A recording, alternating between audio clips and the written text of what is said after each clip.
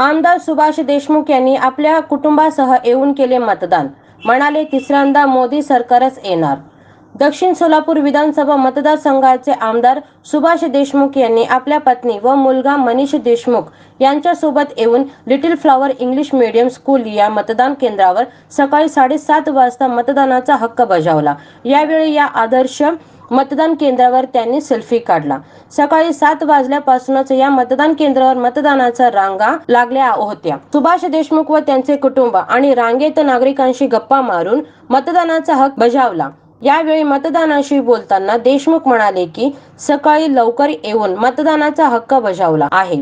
सोलापूरच्या नागरिकांनी आपला हक्क बजावावा असे आवाहन करताना काँग्रेसच्या उमेदवारावर टीका केली. सगळेच उपरे असतात, परंतु लोकसभा निवडणुकीत कोणाला काही देणे घेणे नाही. प्रत्येक जण विकासाला बघून मतदान करतात. आम्हाला 2045 विकसित भारत निर्माण करायचा आहे. त्यामुळे दुसऱ्यांदा देशात मोदी सरकारच येणार असा दावा केला आहे.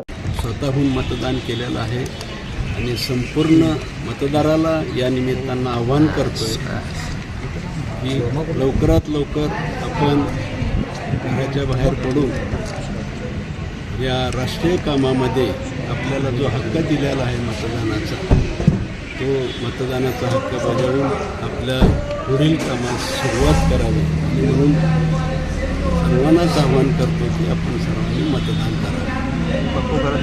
काय वाटतं? असं वाटतं की नागरिकाला लोकसभा मतदारसंघाचा लोकसभा सदस्य हा उपरा स्थानिक सर्वच उपरे आहेत तसे, परंतु स्थानिक नागरिकाला ह्या सर्व गोष्टी कळत असतात.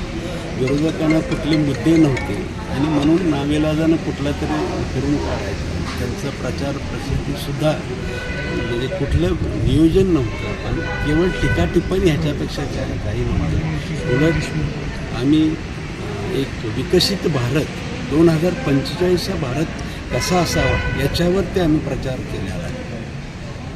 सातत्याने एक प्रचार. मला असं वाटतं की माननीय मोदी साहेब म्हणतात सर्वात गीता असेल, कुराण असेल, बायबल असेल, ह्याच्यापेक्षाही महत्त्वाचा कुराण आपलं संविधान हे महत्त्वाचं आहे. आणि कुणीही संविधानाचं काही करणार नाही. उलट खरं म्हणजे आपल्याला आठवत असेल आणीबाणीच्या काळात या संविधानाचा कुणी गैरवापर केला हे आपल्याला सगळ्यांना माहिती आहे. परंतु भारतीय जनता पक्षाच्या चुकून म्हणत आणि कुणीच त्याचा संविधानात बदल करू शकणार नाही याची खात्री आहे. आणि केवळ अपप्रचार करून सामान्य नागरिकांची मनं विचलित करणं हे विरोधी पक्षाचं सध्याचं धोरण दिसतं. नवनवीन बातम्या पाहण्यासाठी SB न्यूज चॅनलला लाईक करा,